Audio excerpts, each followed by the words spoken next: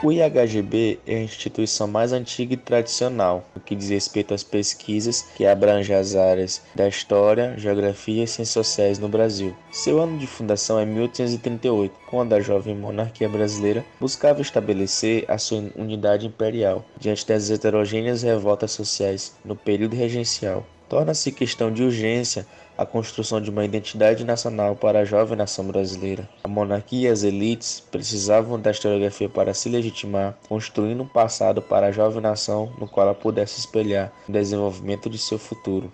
Em vista disso, qual o motivo propiciou a fundação de HGB? Quem eram os atores sociais que ali estavam? Que essas historiografias do século XIX têm a contribuir para o processo de construção de nação? Quais foram os impactos dessas historiografias para os grupos étnicos, como os africanos e indígenas? A criação do Instituto tem forte conotação política, pois era preciso combater os ideias republicanos que assolavam toda a América Hispânica naquele cenário. Nesse ângulo, era fundamental promover uma historiografia que viesse de encontro com as necessidades da manutenção do sistema monárquico brasileiro, garantindo assim a integração nacional.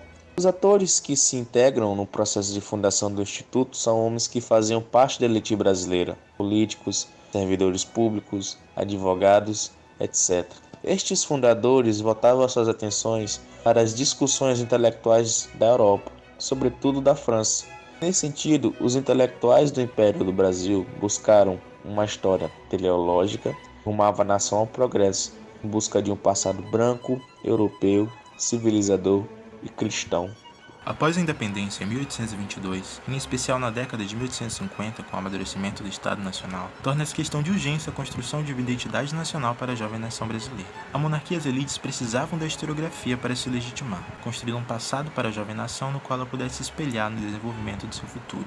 Carl Philips van Matthias foi o primeiro a sistematizar coerentemente a forma como a história do Brasil deveria ser escrita, em seu texto intitulado Como se deve escrever a história do Brasil. Sua obra é inovadora em vários aspectos e traz questões que permearam o debate historiográfico nacional para além do século XIX.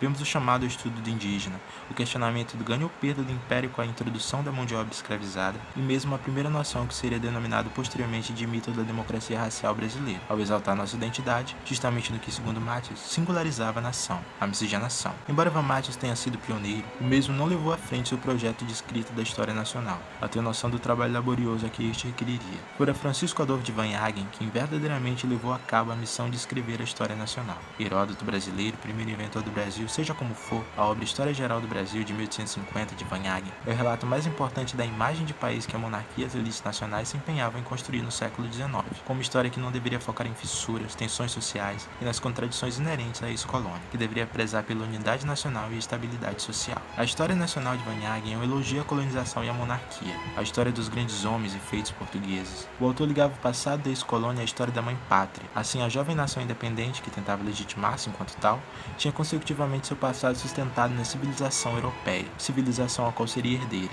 Vanhagen, como feroz defensor da coroa portuguesa, só se põe favorável à independência porque não a vê verdadeiramente como uma ruptura, sendo que foi efetivada por um príncipe legítimo de Bragança. As questões lançadas por Van Matthias e Vanhagen, entre outros pesquisadores no bojo do IHGB, ressoaram por todo o século XIX nos debates do começo do século XX. Interessante perceber como a identidade se constrói a partir da oposição. No XIX se forma em combate às ideias republicanas e suas convulsões revolucionárias que ameaçavam a monarquia, as elites nacionais e a própria integridade territorial do país. Em inícios do século XX, os modernistas, na busca do popular, a constroem a partir das críticas ao tradicionalismo europeu. A partir da década de 60, gira em torno dos debates pró e contra a ditadura militar, entre outros exemplos. Como se percebe em uma eterna busca da construção de uma identidade nacional nunca bem definida. E a questão que fica é, seria realmente benéfica uma identidade nacional que deixasse à margem as diversas identidades constitutivas de uma nação?